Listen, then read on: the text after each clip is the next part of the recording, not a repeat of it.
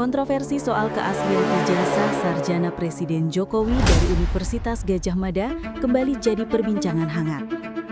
Roy Suryo, seorang tokoh publik yang dikenal sebagai pakar teknologi informasi, membuat klaim mengejutkan.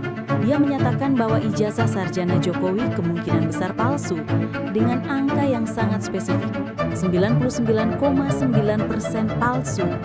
Klaim ini tentu saja langsung bikin heboh masyarakat Indonesia. Selalu dikatakan di sini, ya, tolong ini kan. Nanti saya ada ijazah pembanding. Ini Anda klaim ini Anda dapatkan dari Pak Jokowi. Pokoknya saya kasih ini nanti ada ijazah. Dan Anda klaim ini asli. Asli. Oke, ini pertama kali loh nih, luar biasa. Ya. Scan dari ijazah asli Pak Jokowi. Scan. Nanti kita lihat dari ijazah pembanding. Oke, ini ijazah pembanding. Tulisannya 5 November 85, satu orang yang menulis ijazah ini. Roy Suryo mendasarkan klaimnya pada analisis dokumen yang dia lakukan. Menurutnya, ada berbagai elemen dalam dokumen ijazah tersebut yang mencurigakan. Mulai dari format penulisan, tanda tangan, hingga detail teknis lainnya yang dia nilai tidak sesuai dengan standar dokumen resmi pada masa itu. Roy juga menuntut agar ijazah asli Jokowi ditunjukkan secara terbuka kepada publik untuk membuktikan keasliannya. Namun perlu dicatat bahwa klaim ini belum sepenuhnya terbukti secara hukum dan masih dalam tahap penyelidikan. Pihak UGM sendiri sebagai institusi penerbit ijazah sudah memberikan klarifikasi bahwa ijazah Jokowi adalah sah dan asli.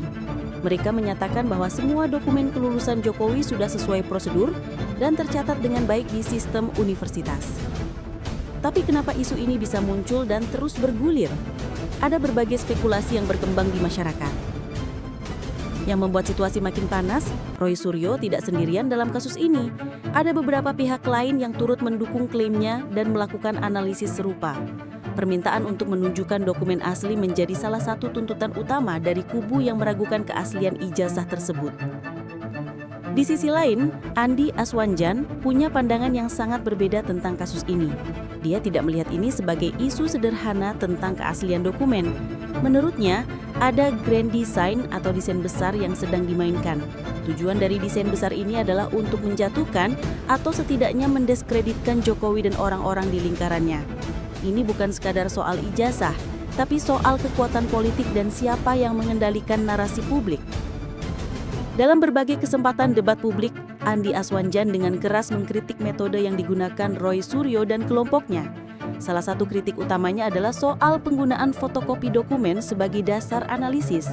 Andi mengatakan bahwa analisis forensik dokumen yang kredibel harus menggunakan dokumen asli, bukan fotokopi atau bahkan salinan digital yang bisa saja mengalami degradasi kualitas atau perubahan waktu. Penggunaan fotokopi menurut Andi memperlihatkan kelemahan mendasar dari tuduhan yang dilontarkan.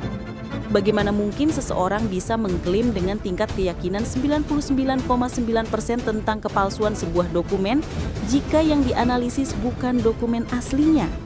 Argumen ini cukup masuk akal secara logika dan mendapat dukungan dari berbagai pihak yang paham tentang verifikasi dokumen. Andi Aswanjan juga menyoroti timing dari munculnya isu ini. Dia menilai bahwa pemilihan waktu peluncuran tuduhan ini bukan kebetulan. Ada kalkulasi politik di baliknya yang bertujuan untuk menggerus kepercayaan publik terhadap Jokowi, terutama di saat-saat tertentu yang strategis secara politik. Meski tidak menyebutkan secara spesifik pihak mana yang ada di balik grand design ini, Andi memberikan sinyal bahwa ini bukan sekadar aksi individu, tapi ada koordinasi dari kelompok tertentu.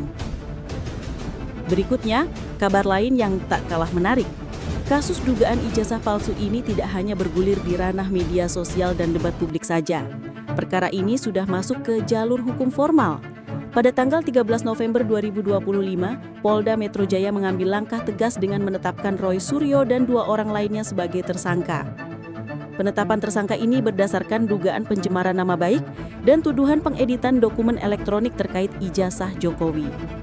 Proses pemeriksaan terhadap Roy Suryo dan 2 tersangka lainnya berlangsung cukup lama, lebih dari 9 jam oleh penyidik Polda Metro Jaya.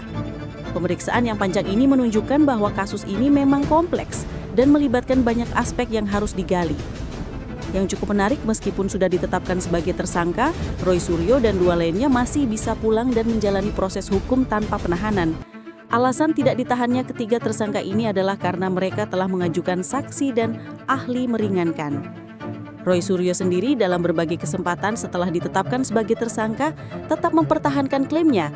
Dia menyatakan dengan tegas bahwa dirinya tidak pernah mengedit ijazah Jokowi. Dalam satu kesempatan, Roy Suryo bahkan menantang pihak-pihak yang tidak setuju dengannya untuk bertemu di pengadilan. Dia mengatakan dengan lantang, "Silakan kita bertarung di pengadilan." Pernyataan ini menunjukkan keyakinan Roy bahwa dia berada di pihak yang benar dan siap mempertanggungjawabkan semua klaimnya secara hukum. Dia juga menegaskan bahwa dokumen ijazah yang dia analisis sudah dikonfirmasi keasliannya oleh lembaga terkait sebelum dia melakukan analisis. Posisi Roy dalam kasus ini dia tegaskan sebagai pengungkap dugaan, bukan sebagai pihak yang mengubah atau mengedit dokumen. Dia merasa bahwa apa yang dia lakukan adalah bagian dari kontrol publik terhadap dokumen-dokumen penting milik pejabat negara. Sementara proses hukum berjalan, perdebatan publik terus memanas. Salah satu momen paling sengit adalah ketika Roy Suryo berhadapan langsung dengan Andi Aswanjan dalam sebuah debat publik. Pertemuan dua kubu yang berseberangan ini menghasilkan adu argumen yang sangat tajam dan menarik perhatian banyak orang. Dalam debat tersebut, fokus utama pertengkaran adalah soal metode analisis yang digunakan Roy Suryo. Andi Aswanjan terus menekankan bahwa penggunaan fotokopi sebagai dasar analisis adalah cacat mendasar. Dia bertanya secara retoris, bagaimana mungkin seseorang bisa membuat kesimpulan definitif tentang dokumen asli hanya dari melihat fotokopinya? Roy Suryo di sisi lain berusaha menjelaskan bahwa analisis forensik dokumen modern bisa dilakukan bahkan dari salinan digital. Dia menyebut berbagai teknik dan metode yang dia gunakan dalam analisisnya. Namun penjelasan teknis ini tidak sepenuhnya bisa menjawab pertanyaan mendasar dari Andi Aswanjan tentang kenapa tidak menggunakan dokumen asli jika memang ingin hasil yang akurat. Perdebatan juga menyentuh soal motivasi politik. Andi Aswanjan menuduh bahwa ada agenda terselubung di balik tindakan Roy Suryo. Dia menyebut bahwa timing dan cara penyebaran informasi menunjukkan ada koordinasi politik. Roy membantah tuduhan ini dan mengatakan bahwa dia murni mencari kebenaran tanpa embel-embel kepentingan politik apapun. Yang membuat situasi makin rumit, belum ada dokumen asli yang secara terbuka dan independen sudah diverifikasi di depan publik secara menyeluruh. Ini adalah salah satu aspek paling krusial dari seluruh kasus ini. Roy Suryo dan kelompoknya terus menuntut agar ijazah asli Jokowi ditunjukkan secara terbuka kepada publik. UGM dan pemerintah memang sudah menegaskan berkali-kali bahwa ijazah Jokowi adalah sah dan asli. Mereka sudah melakukan verifikasi internal dan menyatakan bahwa semua dokumen sesuai dengan prosedur dan tercatat dengan baik di sistem universitas. Tapi kenapa isu ini bisa muncul dan terus bergulir?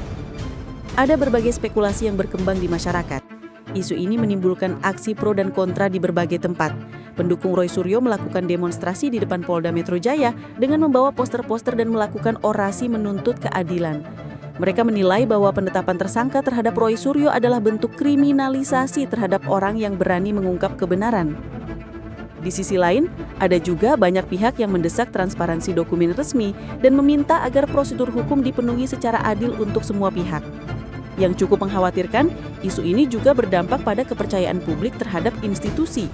Ada survei yang menyebutkan bahwa grafik keyakinan masyarakat terhadap keaslian ijazah Jokowi mengalami penurunan sejak isu ini bergulir. Informasi ini masih perlu diverifikasi lebih lanjut. Lalu apa yang akan terjadi selanjutnya dalam kasus ini? Yang jelas, kasus ini masih akan berlanjut karena proses hukum belum selesai. Penyidik Polda Metro Jaya masih akan terus mendalami kasus ini dengan memanggil lebih banyak saksi, menghadirkan ahli forensik digital, dan melakukan verifikasi dokumen yang lebih mendalam.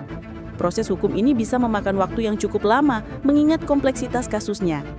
Andi Aswanjan menyatakan bahwa jika ini memang agenda besar politik seperti yang dia tuduhkan, maka semua pihak yang terlibat harus siap dengan konsekuensinya.